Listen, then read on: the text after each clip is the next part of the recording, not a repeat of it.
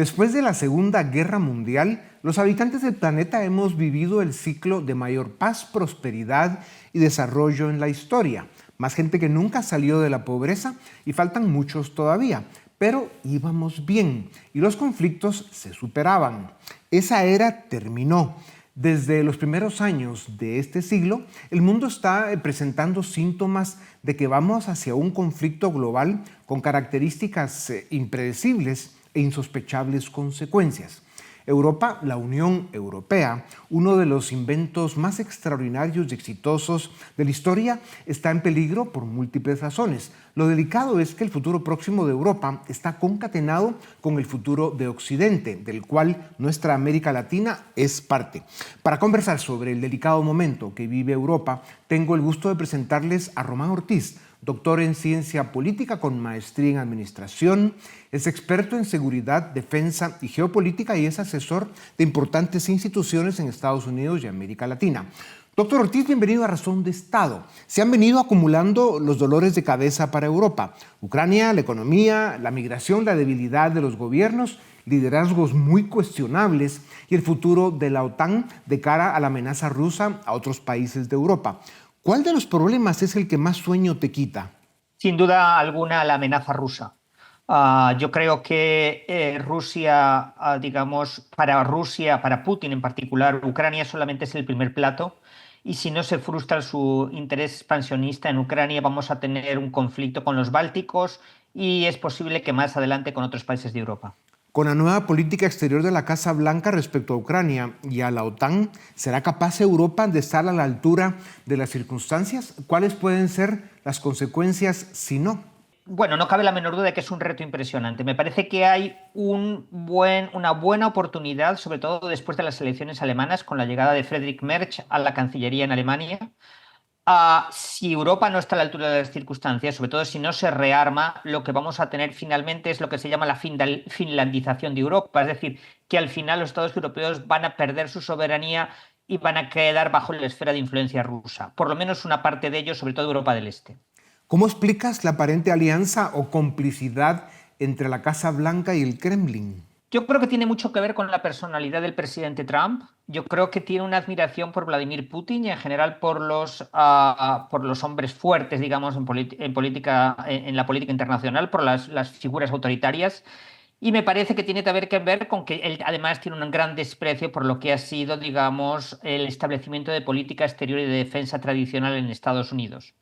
¿Cuánto de fuerte va a ser este giro y cuánto va a durar? Es una duda, porque depende tanto de una sola persona y de un grupo pequeño en torno a él que uno puede guardar la esperanza de que después de eso las cosas volverán a ser por lo menos distintas de lo que son ahora. 30 países de Europa y la OTAN están en reunión permanente para discutir sobre la defensa de Ucrania y la paz en Europa. ¿Ves un escenario en el que si Estados Unidos se sale de la OTAN y abandona a Europa, el tirano asesino de Moscú se quede con Ucrania y siga invadiendo otros países de Europa? Ya dijiste algo, pero profundiza un poco más el tema porque ese es el tema. Sin duda. Es decir, si Europa no permanece unida y si no gasta lo que tiene que gastar y si no toma los riesgos que tiene que tomar, y entre ellos, por ejemplo, utilizar los 200 billones de dólares que tiene de Rusia congelados en sus bancos para armar a Ucrania y fortalecer su defensa, entonces tenemos un escenario delante en el cual básicamente Putin va a poder despedazar Europa pieza por pieza. Ya.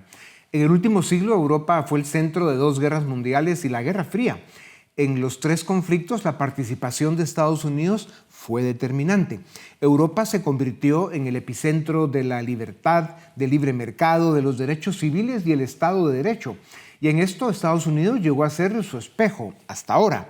Hay retroceso, decadencia y pérdida de estos valores de ambos lados del Atlántico. Estados Unidos y Europa que también juntos eran una fuerza imbatible en defensa de la libertad, ya no lo es. Esto cambió. ¿A dónde va el mundo?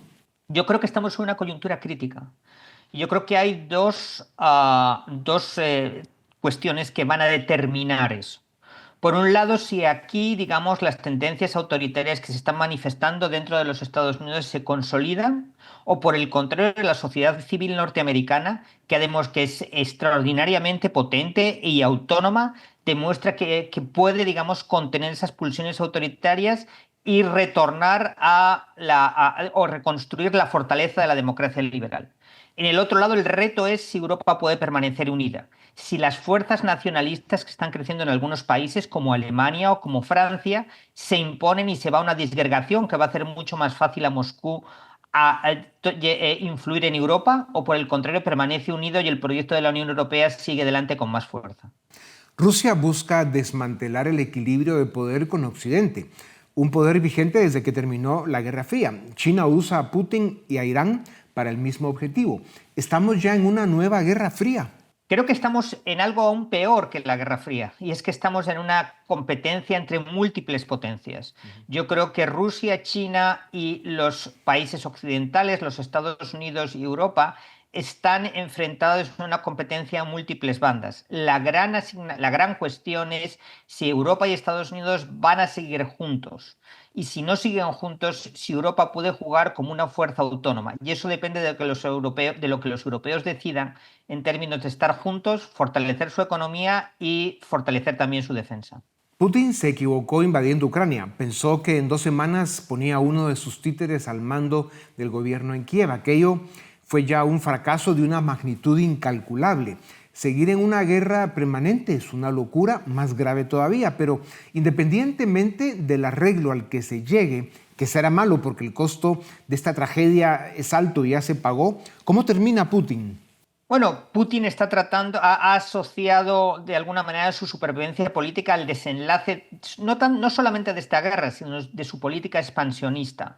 Para mantenerse en el poder necesita continuar expandiéndose hacia adelante. Entonces, creo que este asalto contra Ucrania es solamente un capítulo en un proyecto expansionista mucho más grande del que depende su supervivencia política. Mientras Putin permanezca en el poder, Europa no va a estar segura. Sin duda alguna, ese personaje le gusta el peligro y sus características de tirano asesino pues lo marcan y al final serán la causa de destrucción. Tomar conciencia de que el mundo pasa por un momento de grandes riesgos y suma gravedad es el primer paso para que los ciudadanos del mundo pongan más atención a los funcionarios de sus gobiernos que se supone deben velar por sus intereses. Los primeros, la paz, su seguridad y su bienestar. Vaya tiempo los que vivimos. Doctor Ortiz, como siempre, muchas gracias. Iluminas esta tribuna.